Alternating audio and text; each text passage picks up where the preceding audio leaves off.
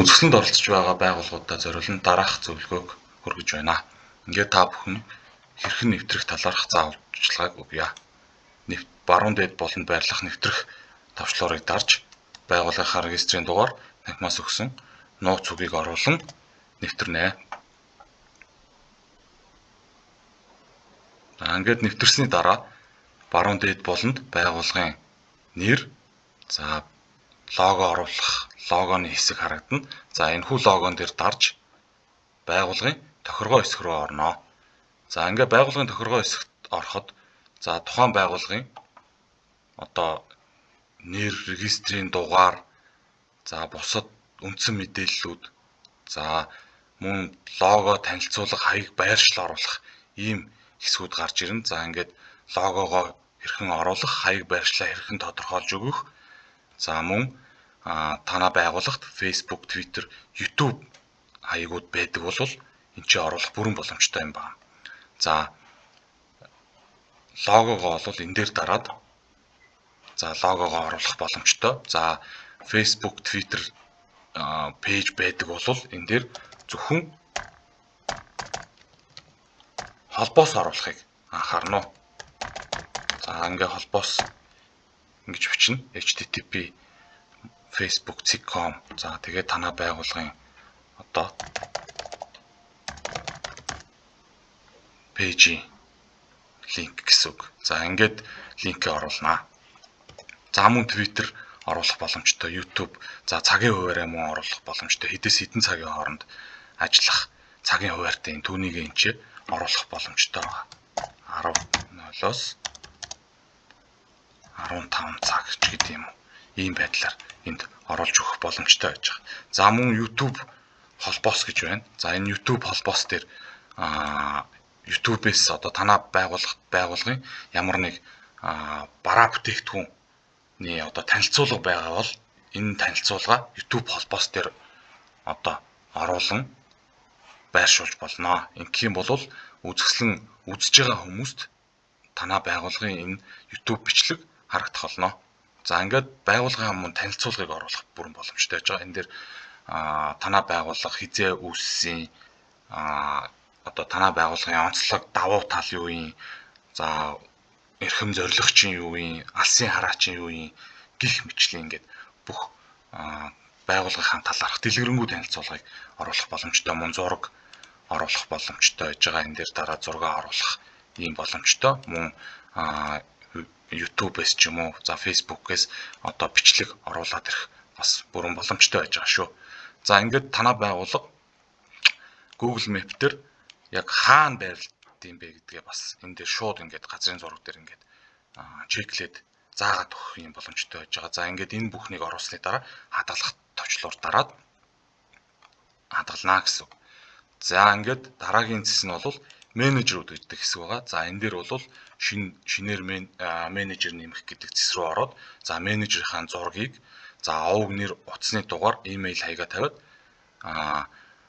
хувь хүний мэдээллийг сайтад харуулах уу гэдгийг зөвшөөрч байна гэдгийг дарснаар хадгалах товчлуур дараад менежер чинь сайтад харагдах болно. Тэгээд танай байгууллагатай шууд харилцах ийм боломжтой болж байна гэсэн үг. Үзэсгэлэнт оролцож байгаа байгууллагууд маань бол бүтээгдэхүүнээ оруулах боломжтой байж байгаа.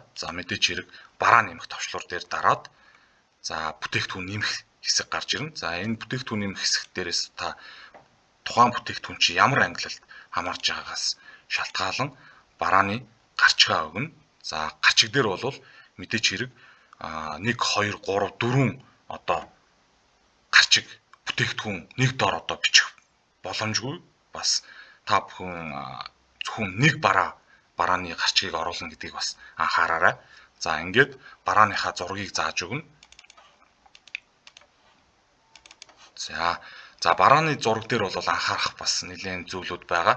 Мэдээч хэрэг маш чанартай байх ёстой. Зураг маань гэхдээ чанартай гэдэг студент энтер дээр бичүүлэх шаардлагагүй.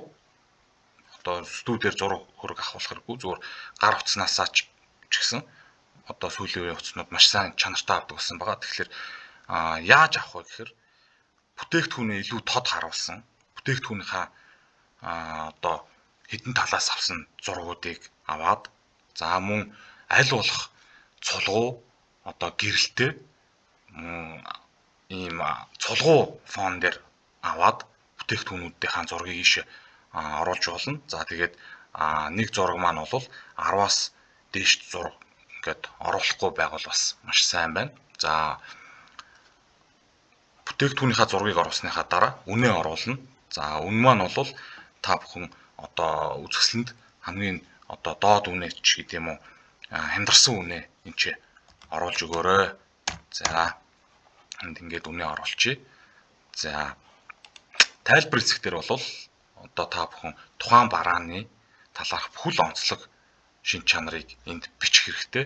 За арзан майруудын сонголт, за онцлог шин чанарууд, за хатуу, шингэн төлөвтэй ч гэдэг юм уу. За мөн тухайн одоо бүтээгдэхүүн чинь стандартын ямар шаардлагууд хангасан, ямар одоо технологиор үйлдвэрлэсэн бүтээгдэхүүн гэдэг ч юм уу маш дэлгэрэнгүй одоо хэрэглэгч нарт одоо маш дэлгэрэнгүй байдлаар энэ дээр бичвэл маш сайн шүү. За ингээд бараагаа оруулчаад за энэ дээр барааны дэлгэрэнгүй тайлбараа оруулаад за ингээд хадгалах товчлуур даръя. За ингээд хадгалах товчлуур дарангуут хүлээгдэж байна гэсэн ийм төлөвт шилжсэн байгааг та бүхэн харж байна. За танхимын одоо зохицуулагчийн зүгээс тухайн барааг одоо сайтад нэмхийг зөвшөөрсний дараа